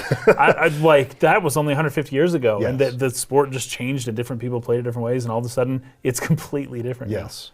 And so like soccer still exists, obviously, Yeah, yeah. and like it's more or less played the same way as it has been since it was invented. So More or less, I don't sure. know. I don't know. Maybe Yeah. it wouldn't change as much as I think it would, particularly with as well documented as our lives and our societies are now, right? Yeah, yeah. But if the world of Spira is meant to be more like a return to a dark ages technologically Yeah. and everything like that, it probably would change a lot more. But the point is, 1,000 years is way more of It's a gut punch extremely- than yeah. 100 years. Yes. It's like impossible for me to imagine what the world will look like in 1,000 years. I can't even begin to guess that. You know what's weird? Like the beginning of the game, we meet a couple of kids. It's conceivable 100 years later that maybe one of those kids is still alive, Yeah. right? Yes, Like yes. maybe. Definitely. Yes. Especially if they're Japanese. It's like, sure, maybe. Yeah. But 1,000 years, it's just like everything you know is obliterated. Yes. Okay, so anyways, it's a big revelation there. Yeah, And, that's huge. And then she also tells us, like, don't tell people that Yeah. you play for the Xanarkand Apes. Yeah, exactly. Not a good idea. You're going to like upset people if you say this, right? Yes, like, yeah. don't tell people that you're from Xanarkand. And she says, you were near sin. Don't worry, you'll be better in no time. They say your head gets funny when sin is near. Maybe you just had some kind of dream. And he's like, you mean I'm sick? And she says, because of sin's toxin, yeah. So this is what he begins to use as his excuse. His go-to. Anytime he doesn't know something. And he even that feels should know. bad for using it all the time because he's like, I so don't belong here. This is ridiculous. He's like, starts to feel pathetic for like Yeah, having to he's just constantly like, say, oh, I got too near sin's toxin. That's why I don't know Yeah. this thing I should know. But to an extent, it works. People Yeah. do accept it and think, okay, all right. yeah. But she suggests that he should go to Luca since he's a blitzball player. It's like Yes. maybe somebody there will know you. Yeah, If you're a famous blitzball player, like someone apparently. has to know you because that's where they play blitzball, is in Luca, where they have their stadium and Yeah, yeah. everything. So you should go there next. And so she promises to take him there, then tells him not to tell anyone that he's from Xanarkand. On that, she says, Yevon says Xanarkand is a holy place. You might upset someone, right? Right, So there'd be some Xanarkand- blasphemy element there. Xanarkand has become, and we see this a little later too with the symbol that they Yes. made, the blitzball symbol Yeah, becoming yeah. like a religious prayer Yep, sort of a yep. thing, and Xanarkand being this holy place. He's like, my Xanarkand? Some kind of holy place? Yeah, right, I thought. Since when? I just thought sin took me to a faraway place and that I could go back in a day or two. But 1,000 years in the future? No way! And he gets something like Oh, is that how he says it? kicks the ship. But this is when sin ends up Yeah. attacking. One thing that I didn't mention this last episode, but very specifically about Xanarkand, the idea that it could become a holy city is kind of preposterous. Like, Yeah. it's a corporate advertising, like there's logos everywhere. It's very, what would be the word? Hedonistic. It's a Sure. materialistic, it's a be sports fans and stay up late at night and party and buy consumerism culture. Yeah. There's no hint of anything religious other than the fact that sports are inherently kind of religious. Anyways, and especially the fandom around it. But that's not evident to your average sports fan. So it's just like the fact that would become a holy city is kind of laughable, especially on Titus's end, where he's just like, what? Xanarkand's not a holy no city? way. You go there to buy groceries and watch your sports team and get drunk, and then Yeah, exactly. that's what Xanarkand was for him, right? right. You go meet girls, and He then you knows flash all your of sign the of vices of Yeah, yeah, yeah. the Xanarkand lifestyle and culture. And it seems Yeah. to be that way. So anyways, Sin attacks the ship. This is where Yeah, you just kind of out of nowhere. wash ashore in Besaid. and he gets really ecstatic to see a blitzball. Yeah. He's like, oh, it's sick, and so he does this cool like. But once again, kick we're move. face down in the water. Yes, right. They do make a point to that. He's face down in a way that would kill most people. Yeah. And so they're really trying to make a point that like he can do this. This is okay. Yeah. Because it would have been so obvious. Like just put him face up. Like why have him face down? Yeah.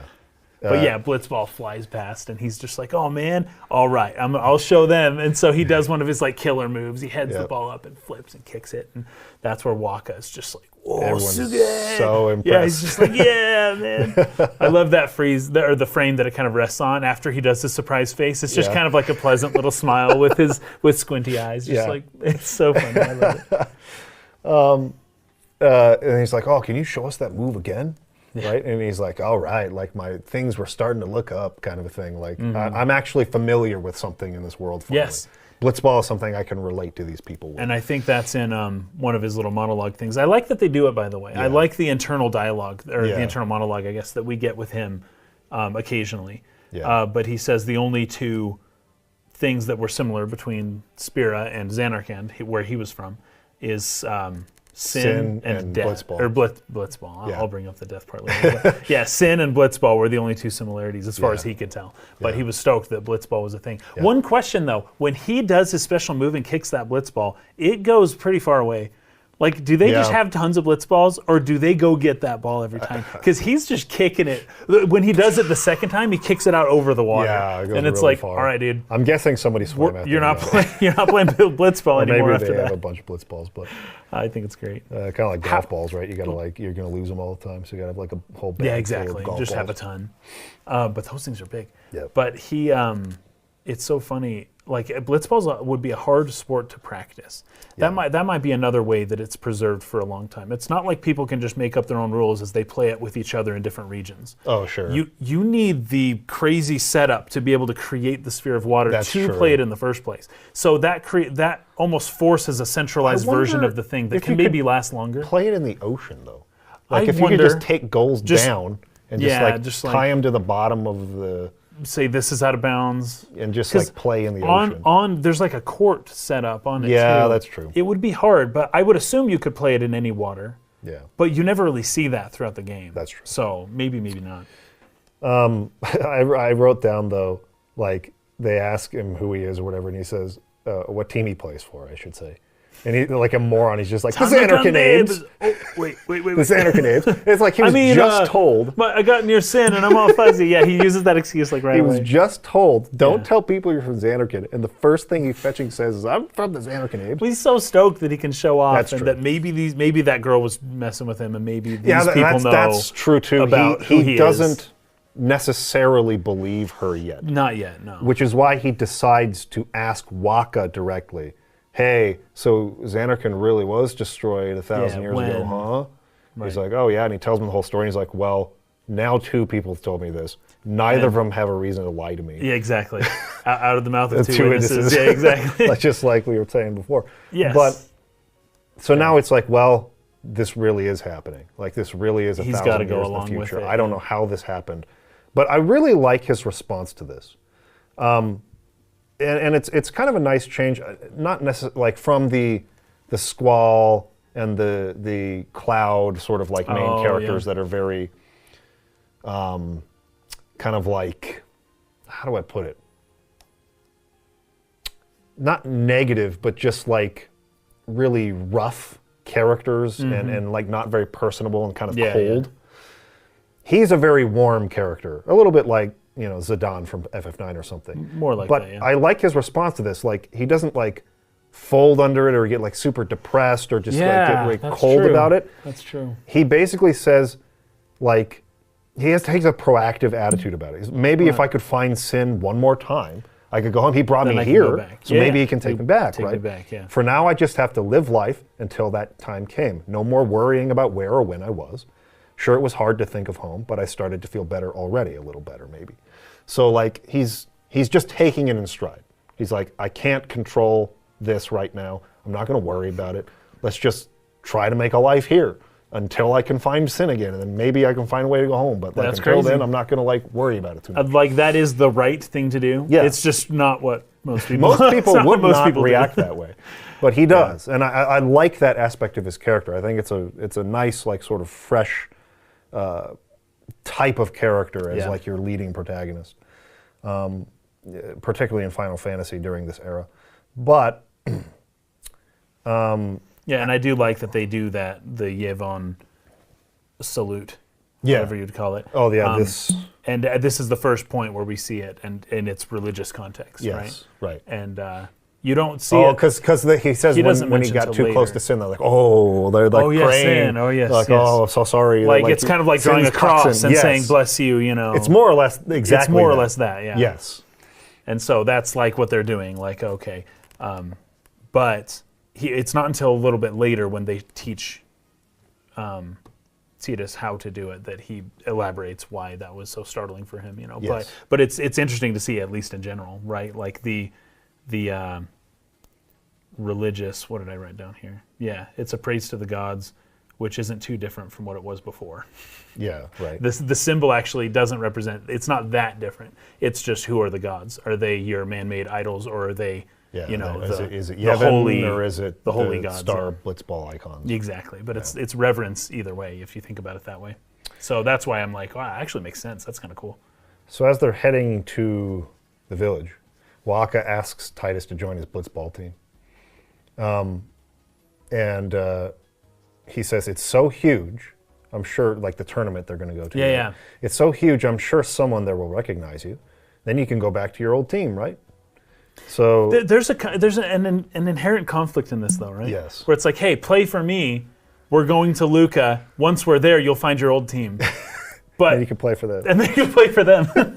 But it's like, what if, let's say, what if he does find his old team there, but he's promised this guy to play, so he'd have to compete against his team. I don't know. I just think it's funny. It's like, almost for sure, as far as Waka knows, his team is out there, and as soon as you get to Luca, he's going to find his team. Yeah. Well, there's a little bit of a paradox here, I think. But Waka's at the very probably least, just not like thinking it through completely. no, which is kind of his character. Or maybe even hoping, maybe he won't remember. And he can Yes. just be on my team. But I can give him hope for this so that he'll agree to be on my team. Right, because I'll do something for him, because that's kind of his Yeah. only hope, you know. At this point, it's like, well, yeah, he might find his other team, but like, I'm just going to hope really hard that he stays on my side, you know, because he's really freaking good. I really liked how he says this. And then Titus is showing a little bit of just like a sort of downtrodden expression here. He's just kind of like, sure thing, you know, I'll do it. But he's just kind of like, you know, lackadaisically swimming, you know, his thoughts are reeling. Yes. Yeah, But Waka's response to this is, dude, our team's gonna rock. He doesn't like care. He's just like stoked that he's gonna have like an awesome player in his team. Oh, that's so funny. I thought that was really funny. Yeah, that's great. And that's when he says what you were bringing up. I thought then that Sin and Blitzball were the only two things that Spirit and Xanarkit had in common. I wasn't too far off either. Right. That's basically it. Yeah, so they go into his village, and Waka begins explaining that 10 years, for 10 years of his Blitzball career, he's never won a game, even one time. He's never won one time. That's kind of crazy. And he retired, apparently, but now he's gotten back into it. He retired, and he says, I got this new job, which is his guardianship. He's a guardian. He became a guardian for you. Of a summoner. Yeah. But he doesn't say that yet, right? He says, but every time my mind wandered, I thought about the game. So he couldn't quite let go of Blitzball. So he's kind of coming back for one more like tournament, with this tournament they're going to go to in Luca, and then he's going to really for sure retire. But he wants to win. It sounded like he was actually close to winning his first game when he retired. But I think he mentions this to Titus. And he's like, yeah, but my mind was fuzzy and I was thinking of something else. And Titus was like, ha, excuses. And Waka's like, yeah, whatever. This is one thing I love about Waka. People, every now and then, people will kind of make him the butt of a joke or rip on him a little. He takes it all so well. Yeah. He just smiles. Like Lulu does this, and a lot of people will do this. They'll just kind of like, they'll say something to him that some people would take offensive. Yes. Like Leon from FF8. Oh, sure. Squall. For example, I always call him Leon because I played Kingdom Hearts first. Yes, but so from then on, Whereas it's like, oh, those are fighting words, I'm going to fight you. But Waka just smiles. He's just got this chill attitude where he's just like, nah, like he's not going to take offense easily. He's very slow to anger. It's a cool aspect of him. And what I really like about that, and I won't say too much about this yet to avoid spoiling something that'll probably come up in the next episode or maybe 2 from now, is that I really like that they attach you to Waka first. Oh, yeah. Based on where this character, certain things about him that will be revealed soon, that might make you feel more conflicted about him. Mm-hmm. Like, they really make you like him first. They have a bond that like feels very genuine and real between Titus and Waka. And I think that that's very important for the storytelling in order for this part of the game's theme to work. Sure. And have nuance and to actually like be something that can be conflicting for people. So I really, really like how they attach you to him early on. Nice. For that reason. On your way down, you encounter the 2 Crusader duo, Luzu and Gata. And you'll see them over and over again throughout the story. That conversation's interesting. Yeah, this is where Waka explains how to pray again, the blitzball symbol, right? The hand gesture. Yeah. And he's like, do you remember how to pray? He's like, no. He's like, what? Like, how could you not remember? Step back and you do the thing.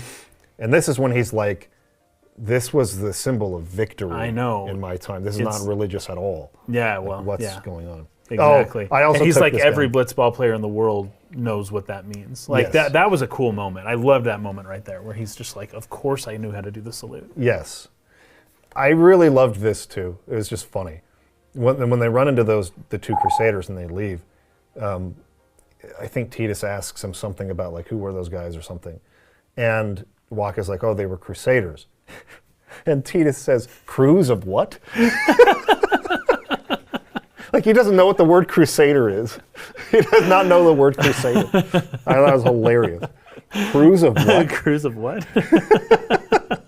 He's like, dude, like this is, and I especially like it because it's like he doesn't know anything, right? He knows literally And nothing. so when you go and talk to the Crusaders in their like tent there in the village, they explain who the Crusaders are. Yeah. For 800 years, they've been trying to combat sin. Yeah. We've steered sin away from towns many times, but we've never been able to defeat it. That's all we could do. Mm-hmm. And, because Titus is asking all these questions, like, how have you not, like, defeated it yet? Like, what? He doesn't know anything. It's pretty funny, too, because they're like, oh, we've done great. We've been able to lure it away and stuff. And he's like, yeah, but you haven't succeeded at all. Like, you guys are kind of suck at what you do. Sin's still around. And it's like this like moment where they're just like feeling bad. And he basically says that it's not there. He says something along the It was not an easy one. Despite having an interest in music, Uematsu's parents did not deem it a viable career, so he attended the faraway Kanagawa University so that he could still pursue music without the constant disapproval. After graduating, Uematsu stayed in the region. He felt inspired by the creatives he'd met, but they each faced struggles in their quest to land a gig that would change their lives forever. Instead of spending time on their creative pursuits, in order to survive, many would need to work part-time jobs, and in the case of Uematsu, alongside writing music for local commercials and even Nikatsu Roman porno productions, he would end up working in a printing factory and even as a termite exterminator. Fortunately, Uematsu became friends with an artist who worked at Square, and after learning that they were looking for a composer to work on an upcoming game called Cruise Chaser Blasty, Uematsu applied, was retained as a freelancer, and never looked back. And that is why Uematsu's road to success was not an easy one. Nobuo Uematsu has become famous while